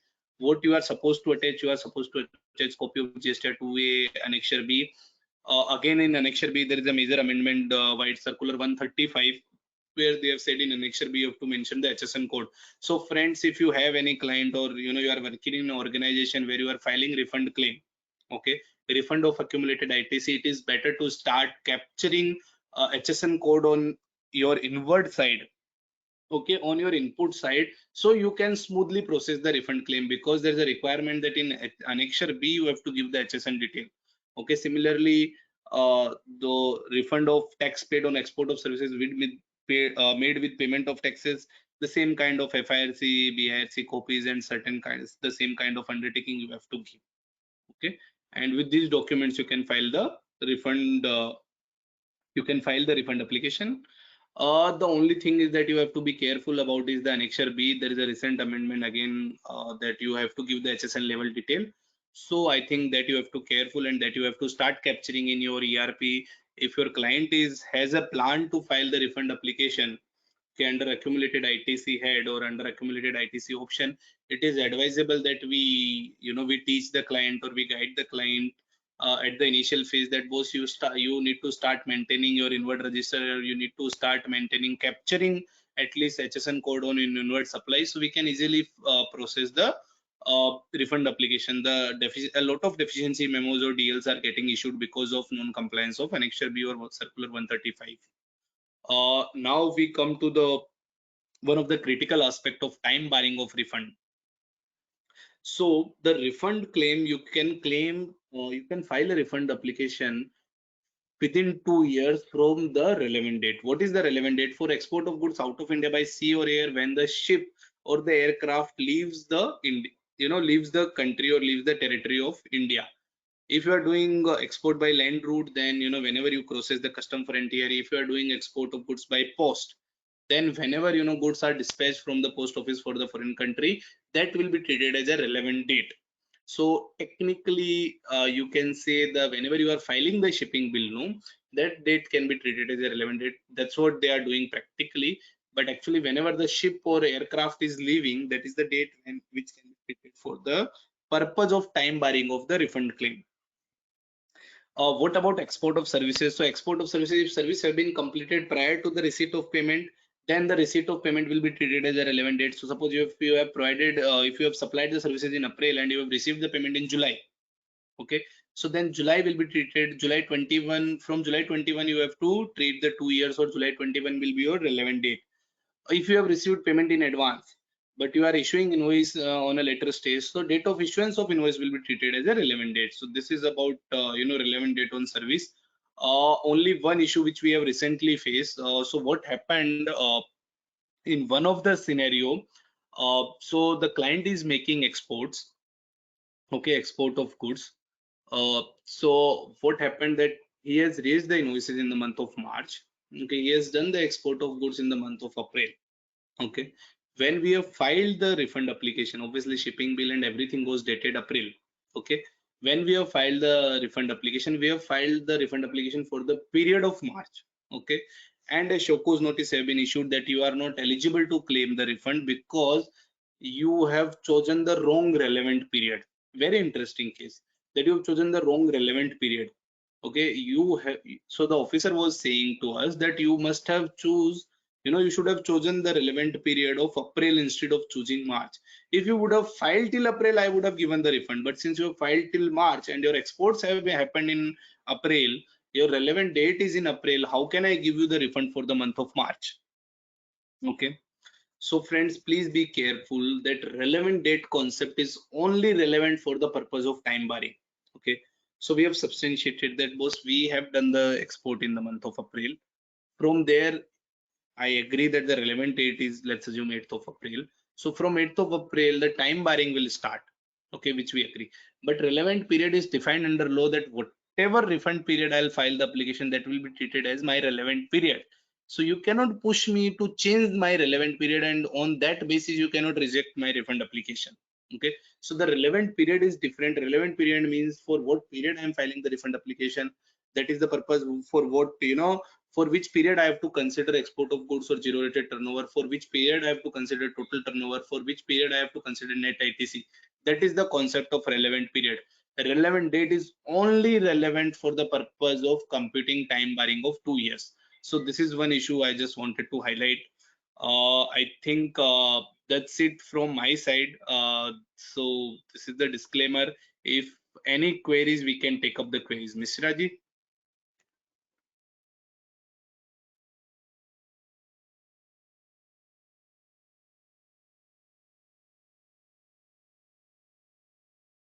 Mishra ji, any queries?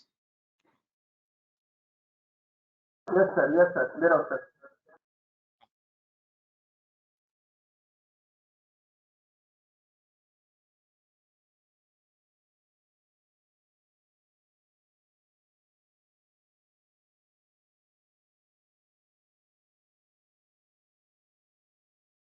Gautamji, by the time query comes, one question from my side. So basically, in case of service exporters, we did discuss that we are basically the period in which the money is coming, for that period we have to file. You gave an example that money has come in April, and if you file in Jan to March, it's wrong. We need to file in April to June, the quarterly refund which we are filing. So in that case, the sales, when we file the refund application, the sales will not match with the GSTR 1. So if I'm putting, April to June period, GSTR 1 sales will be different, and the sales realization will be different. So that is fine. Yeah, Ketan bhai, that is I agree, practically that's the issue. So what we do generally, I'll tell you what is the practical solution and then we'll discuss what the law says. So the practical solution of it, that I'll file the refund claim from January 20 to July 20. Okay, I'll cover the entire period in single application. I'll give the details of FIRCs, I'll give the detail of invoicing. It will accept and it will go smooth and the officer will not realize it. Okay, this is the practical answer to your query, that you file the application from the date of invoice till the realization, you club the entire period and you file the refund application. That is the practical solution where no queries will be raised by the officer and your application will smoothly get processed. To coming to the legal point, okay, so if you have raised the invoice in for the suppose invoice is dated 1st January 20. Okay, you are supposed to file that invoice in January GSTR1 and January GSTR3B. You are supposed to make the payment if it is with payment, and if it is without payment, you have to disclose under GSTR3B of January. Now, let's assume a scenario if I have already filed the refund claim of Jan to March, whether the portal will accept this very same invoice when I am filing April to June refund claim. Okay, to my understanding, the portal is accepting it now. Earlier, there were certain challenges. Now, if you put the same invoice detail, the portal will accept. Initially, there were some challenges when the portal was not accepting and saying that, you know, it is showing on the validation some error saying that, you know, the period of invoice and refund period is not matching. So at that time, we have taken a call that till the time money is not received, we will not file. Anyway, I am not supposed to file the refund claim, because if I'm filing for the period January to March and the money is not received, so the condition to qualify as export of service is the receipt of FIRC. So if that condition is not met, I have technically not done any export of service, and I'm not eligible to claim the refund application, file the refund application or claim the refund. So both the options are available.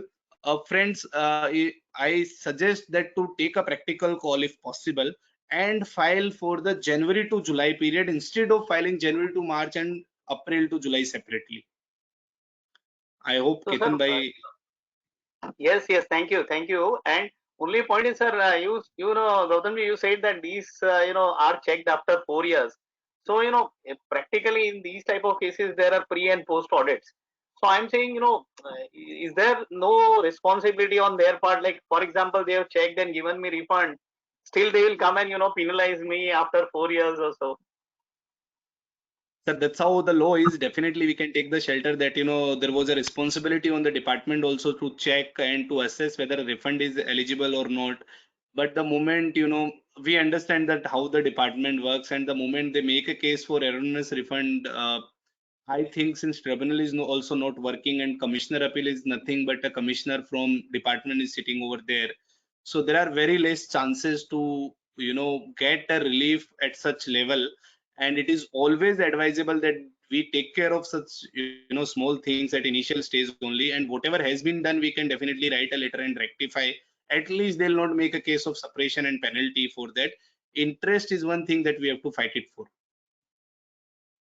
Yes, sir. We'll take up the queries from participants. Sure. So the first query which is there is the officer is not accepting the FIRC of the PayPal even though it is received from Citibank, as the name of the remitter is PayPal Singapore, and I have exported the services to the individual outside India. This is again a common problem. So, sir, I think you have to push the officer. There is one RBI circular, RBI master circular on RBI website. So it talks about that how the Vostro account and everything works. So sir, please, friend, whoever asked this query, please, take the printout of that circular. They explain who is the authorized dealer, how the authorized dealership and Vostro account works. Everything is mentioned in that particular circular. There is one GST circular also, which has given the reference of Vostro account. Take the printout of that GST circular, okay? And you have to make them understand that if I have received the money, okay, and RBI is not penalizing me, that means it is allowed under as per RBI. So whatever is allowed as per RBI, I am eligible to claim the refund. Okay, whether whatever name FIRC is there and whether I am having FIRC or not. Okay, FIRC is not a condition under the act. It is obviously, it is a condition under circular 125, and it is condition to substantiate the payment. But if you have received the payment in your bank account, and if RBI has not penalized you, that means you are allowed, as per RBI, you are allowed to receive in INR. Okay. In the very same case in Maharashtra Mazgaon jurisdiction, we also had a lot of issues, and finally we have approached the commissioner, central commissioner, and then we have been given the relief, and they have accepted this case. I can, if it is related to Mazgaon or Mumbai, I can definitely guide you that wherever we have got the relief. And the second part, Citibank is mentioning the name of exporter. It is not that the Citibank is mentioning the name of PayPal only. They have an option to mention the name of your bank and name of. So what will happen? There will be two FIRCs. One, they are giving mentioning that this is let's assume 2500 USDs you have received. When FIRC they are saying your bank is issuing in concur with Citibank that this is the amount in INR which you have received, and on that INR FIRC they are mentioning your amount, your name, sorry. So you need to approach the Citibank, boss, you have to give in my name, or you have to approach your bank that you have to give in my name. You can mention if amount in INR, it is okay, you don't have to mention USD. And I think both of them, if you submit, the officer will agree along with those circulars. We have done a lot of cases around these issues, and now after struggle of 1.5 year, now they have started accepting it. So, sir, since we are on remittance, you mentioned that the remittance in rupee is allowed, subject to again RBI. So, can you give some more clarity? Like is it allowed from all the countries, or how it is basically? So sir, PayPal is one example. So RBI is saying that if there is a foreign party, so suppose PayPal is located in US, if PayPal is maintaining an authorized bank account in Citibank in India, Vostro account, and from that Vostro account, if money is getting transferred to, let's assume if I am maintaining my bank account in HDFC, so from that Vostro account, if money is getting transferred to my HDFC bank account, in my HDFC I am receiving INR, I am not receiving USD, because USD has been converted by PayPal either outside India or in India in Citibank. Okay, but in my HDFC what I am receiving is INR. So that was the dispute, whether I am receiving INR from a foreign party, can I claim the refund claim of it when the remitter is PayPal obviously, but my name is mentioned, my bank is issuing to me, can I claim the refund claim of it?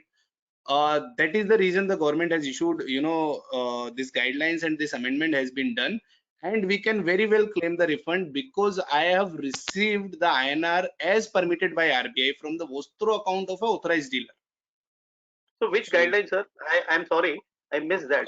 this is the master circular of RBI. I think 1st July 2015 they have allowed it, that you can receive INR. I can share it separately with the participants, over email, and I can include in my presentation that particular circular, and I can share the presentation.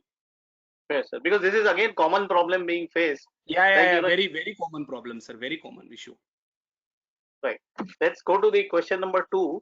In case of the export services with payment of tax, while filing GSTR 3B, inadvertently IGST amount was paid in table 3.1. This you did talk, and instead of 3.1B, due to which unable to claim the refund. Is there any way out? So export of goods, there is a way out. I am sorry, export of service, there is no mechanism. Okay. So earlier the portal was allowing. So I think till April the portal was allowing to claim the refund claim. We have filed and we have get the refund claim at Commissioner Appeal level. So they have allowed us the refund and we have received the refund amount. Now I think they have put a check in portal itself and I am not able to file the refund claim. I request the participant, if you are not able to file the refund claim under export of services head, file a refund claim under other head and substantiate your case that you have wrongly paid under 3.1A instead of 3.1B. But at that time of filing GSTR 9, when you file the GSTR 9, in GSTR 9 you have option to reclassify the same. So please reclassify it properly. I think you will get the refund. We have received at we also have received a negative order first, but at Commissioner Appeal level we have received the relief. Okay, and when you have reclassified under GSTR 9(9)(c), okay, in GSTR 9 if you have reclassified it properly, I think this should not be a challenge. We should get the refund claim. The only problem is that I just wanted to understand whether this has been filed before April 21 or after April 21, because before April the portal was allowing to file this kind of refund application. Now they have put a check. So if you are not able to file the refund application itself, then please file under the head other refund and then go for it.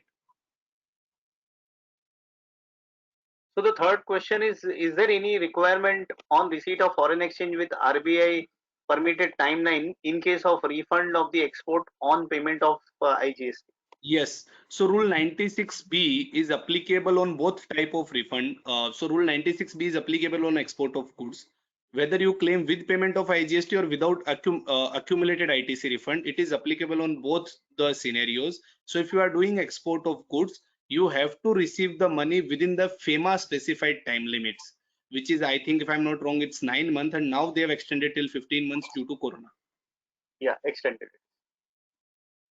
So the next question, the question number 4 is query ITC of the relevant period can include ITC of the previous month. For example, if I am claiming ITC refund of 100% export for the month of June 2020, I can claim ITC of April 20. If yes, under which section? Okay. So okay, I am a little not clear on the query, so I'll give two answers. One is that are you filing refund claim from April 20 to June 20 in a single application? If yes, then there is no restriction. You can very well claim it and you can file the refund claim, you'll get it. If the question is that you have already filed the April 20 return, you have claimed 100 rupees of credit, let's assume, and now in June you don't have a credit. Now in June you are filing the refund application. Can you claim the refund of 100 rupees which you have already claimed in April? Answer is no, because the formula is very clear that if you are filing for a particular refund period, relevant period, you have to compute according to that relevant period. The third scenario which can be that the invoices are relating to April, but you have forgotten to claim in April. You are claiming in the month of June, and in June you have export also, and then you are filing the refund application. Can you claim the refund under in the month of June by filing the application for the month of June? Yes, you can very well claim, because section 16(4) says that you are eligible to claim the credit till the month of September of the next financial year. Okay, so of April ITC you are claiming in the month of June, you are well within your rights and you can definitely go for the refund application. There should not be any trouble around that. Thank you. And question number 5. One of my client is exporting services in 2017, but has not registered nor filed any GST return till this year. What can be done for the export? What can be done for the export amount? Any export amounts are small. These are like $500 to $2,000 per month.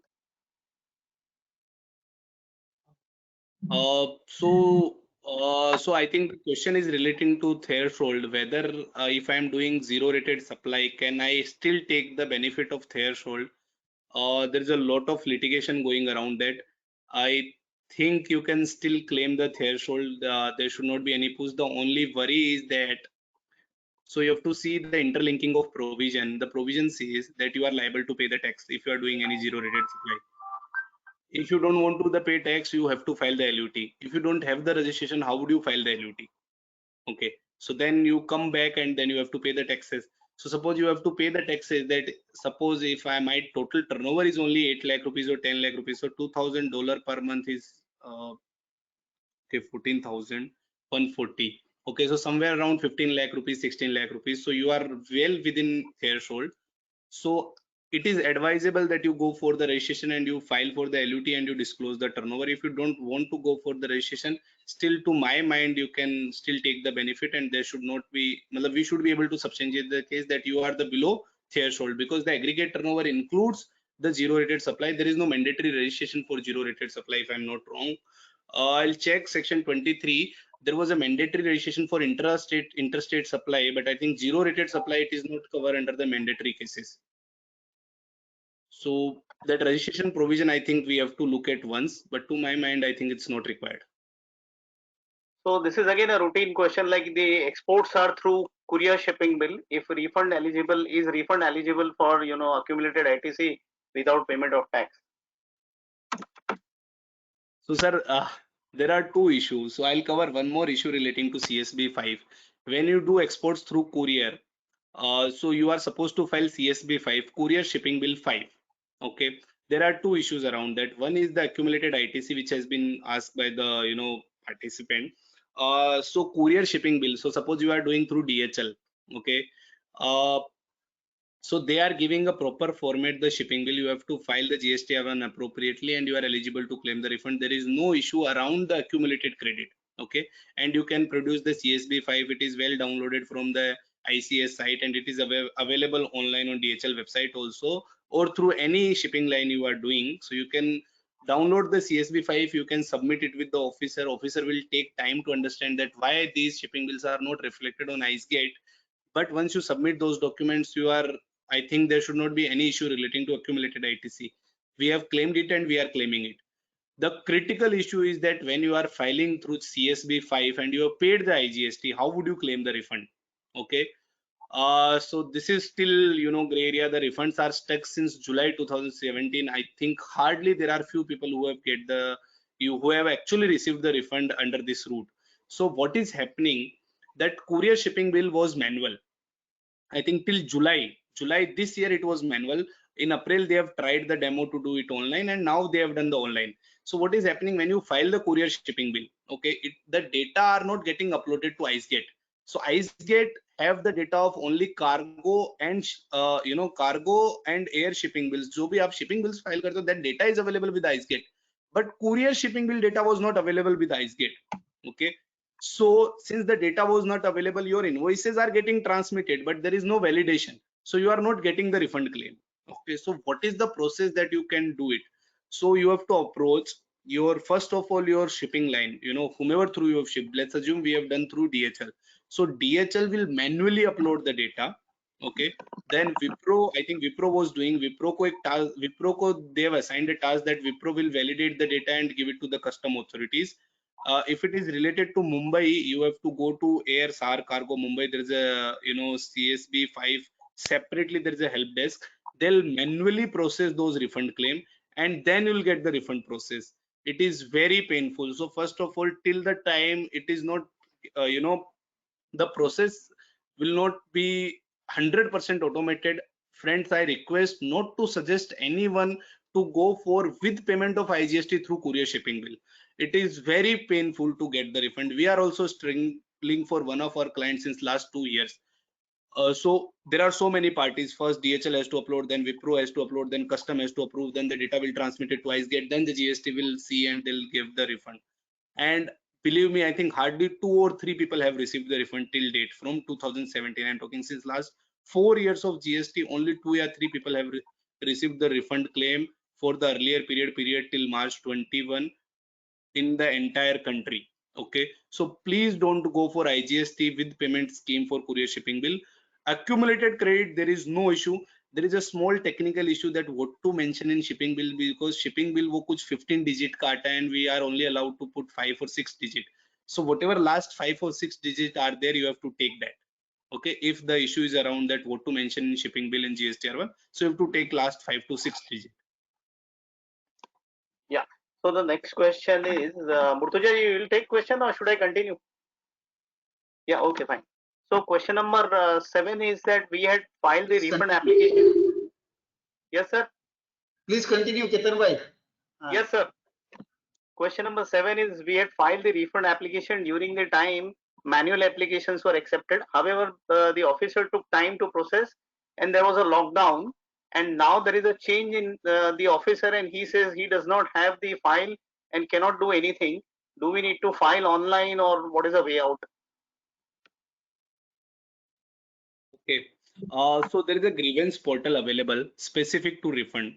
So drives are getting organized. I think the CBIC has organized only 4 or 5, already organized 5 or 6 drives in the entire country. We are hopeful that, I think in somewhere in October, there will be another drive of refund which will get organized. So if the drive is happening, you go to the drive, I think it will get sorted. We also had such kind of, few questions not relating to that file has been missed out, but relating to recredit of the credit for the rejection. And when we approached into the drive, the matter has been sold out. Till the time on the grievance portal, there is a specific portal for GST refund. In the refund era, you can mention that I have filed the application, or the officer has missed the file and there is no applicability. You can attach the acknowledgement whatever you have filed in physically, and it will get sorted. The officer will call you within 15 days. That is the experience with us. If it is not happening, then there is another portal, CPgram. You can file a complaint, CPgram. I think things will get sorted over there. So first you try to see if any drive is happening in your area or in your jurisdiction. that is the best solution, because immediately it will get resolved. If drive is not happening, the second on GST portal, if you go to gst.gov.in in help desk, there is a grievance for specific for refund. You can mention that you have filed the refund but you have not received the acknowledgement. If you have received the acknowledgement, you have not received the provisional refund. So there are options available. You can mention the entire story, you can attach your acknowledgement. I think within 15 days you should get a call. If you are not getting the call, then approach to the CPGram. On CPGram, if you file a complaint, I think things will get sorted. Agar if it will not get sorted over there, I think the chances are very less. But if it does not happen, I think we have no option. Then you have to approach the High Court depending on the amount available, and you can approach High Court through writ petition, that there is no alternate remedy available in this scenario. So High Court can respond to a writ and can ask officer to issue the refund claim. So since you mentioned about recrediting of rejection, so is that to be done by letter or is there any online process? So sir, recently 3 months back, a facility has been started online. So for the earlier period refund, you have to do manually. You have to file a letter that you are not preferring an appeal, and therefore please recredit it to our credit ledger. The authorities will recredit it. Now it is there on portal. Okay, if you go to the portal, the moment you receive RFD 6, one option is coming on GST portal. You can directly file over there and it will automatically get recredited. Fair. Thank you, sir. So coming to the next question, number 8, if our company, while filing the data for the shipping bill, inadvertently mentioned that without payment of tax. However, our intention was to take the refund of GST by making payment of GST. Accordingly, GST are 3B and 1. Accordingly, in the 3B and 1, we have made the payment of IGST and mentioned with payment of tax. We haven't received the refund yet. What we should do? Again, sir, very cumbersome process. You have to manually, I think section 149 talks about the amendment of shipping bill. You have to approach the your CHA and ask him to get the shipping bill amended. The problem is that they manually amend the shipping bill, but they don't upload the data on IceGate portal. So once you get the shipping bill amended, then you have to follow up with them that they upload the data online on GST portal. If it is not happening, so if it's about Nhava Sheva, I can guide you. Nhava Sheva on 3rd floor, they have a specific EDI desk. You can approach there. I think so they have experience of handling such cases, and you'll get a relief. At any other port, you try to first get the shipping bill amended. If shipping bill is not getting amended and the custom officer or proper appraiser officer is saying no, then I think you need to approach the commissioner at customs. So this refund will be governed by customs. So the GST authority has very limited scope or say in this kind of refunds. So you have to approach the custom officer of your port. So suppose you have done Mundra port, Nhava Sheva port, you have to approach that refund commissioner, and I think he would be able to guide you. The best way is that to get the shipping bill amended and ask the officer or appraiser officer to upload the data. Is get once this thing happen, automatically refund will get processed. Otherwise, approach the refund commissioner. I think he also has the authority to manually process this type of refunds. So the next question, question number 9, we have filed the refund as an export of services without payment of tax in the month of July 20. Taken sales as per GSTR 1 and we have filed. We have received the refund also.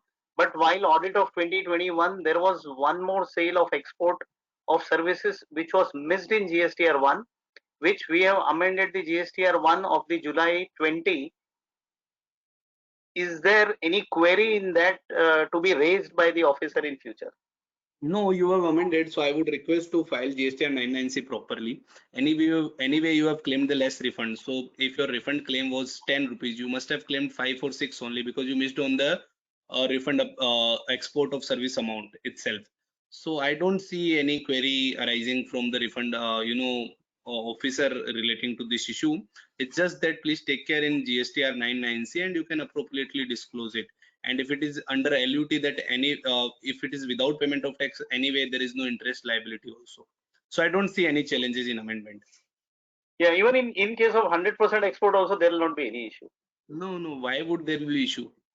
Correct. Because anyway, so if you have exported 100 rupees, the formula will remain same, no? Either you take True. free, so with this export or without this export, the formula will remain same, no? So, sir, last question, question number 10. We are in receipt of the export amount. Our relevant residing the relative residing at USA and the reimbursement of the same to us, whether the same can be considered under the receipt of money for exports of goods. Sir, so I can guide you from GST perspective. GST may there is no condition that the money has to come from the recipient. Okay, the condition is that you should receive the money. Okay. Anyway, if it is relating to export of goods, which is mentioned, so anyway, export of goods, it's a post refund thing. Okay, if you have received the sale proceed, it doesn't matter. But I don't know about FEMA, but I think in FEMA there is one restriction. If someone else is transferring, I think you have to give some declaration at RBI. I am not sure about that, but you can check it on RBI guidelines that what you need to do. But in GST there is no restriction. If you are receiving money from anywhere else, there is no restriction till the time it is a legal legit money and it is for the it is a sale proceed of export of goods. There is no issue. Yes, over to you, Murtuza sir.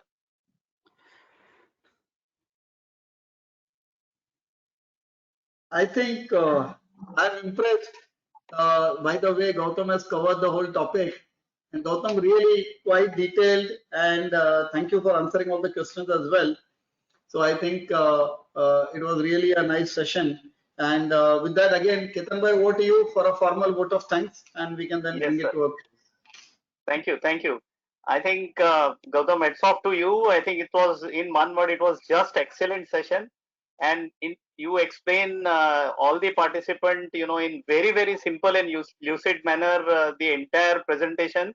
Obviously, to little bit I have been dealing with this subject, hence I can understand it. You covered absolutely A to Z everything, and amazing clarity of your mind. I mean, as I said, I see a very bright future for you. You are going to be rocking in GST. All the best for your future endeavors. And really, from the team of our WIRC, we are thankful to you for sparing your valuable time and guiding all the members over here. And we request all the members to carry it with the loud round of applause. And we hope that your support will continue to WIRC in future. Thank you so much, Gautam. Thank you, Ketan bhai. Thank you, Murtuza bhai, for inviting. Thank you, Aditya. Thank you, WIRC. Thank It's a you, pleasure Gautam. speaking. Yes, thank you, Ketan bhai. Thank you, Aditya. And thanks to all the participants for staying till the end and taking the maximum questions and benefit out of it. Great. Thank you. Mishraji, we are happy to close the recording. Thank you. Thank you.